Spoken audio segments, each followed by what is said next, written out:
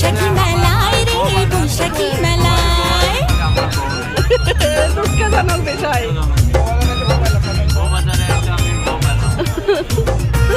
আচ্ছা, দুঃখ কাকে দেখাবে?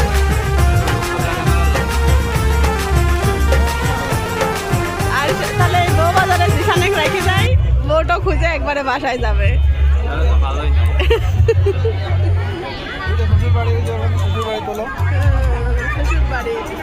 শ্বশুর বাড়ি আসলাম, তাও বউ পারলাম না, না জিসান?